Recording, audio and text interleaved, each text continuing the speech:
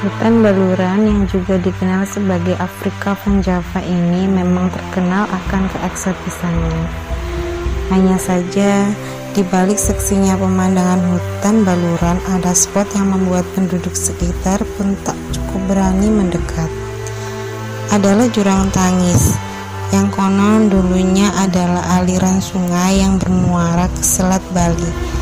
Berbagai kisah mengerikan berkembang di kalangan masyarakat tentang Jurang Tangis ini. Konon di sekitar jurang dengan kedalaman 18 meter itu sering terdengar suara perempuan menangis, sehingga spot tersebut dikenal dengan Jurang Tangis. Rumor yang berkembang di masyarakat, suara tangisan itu berasal dari kisah masa lalu.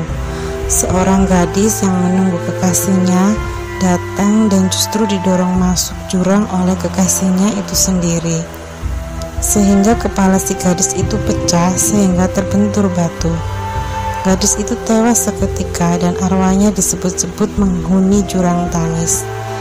Tak jarang sosoknya pun muncul di tepi jalan dan dituduh sebagai penyebab kecelakaan di jalur hutan baluran yang dikenal sebagai jalur tengkorak. Tak berhenti di situ, keangkeran Jurang Tangis di jalur Situbondo Banyuwangi ini juga diperparah dengan cerita pembuangan mayat G30 SPKI.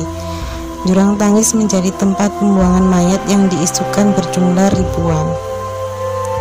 Selain pembuangan mayat G30 SPKI, Jurang Tangis juga disebut sebagai tempat pembuangan mayat Operasi Petrus, yang mana targetnya adalah penjahat. Kemunculan makhluk halus di jalur sepanjang 24 km itu juga dibarengi dengan rumor aroma busuk mayat. Konon siapapun yang mencium aroma tersebut, maka itu merupakan tanda bahwa akan ada petaka yang menimpa dirinya.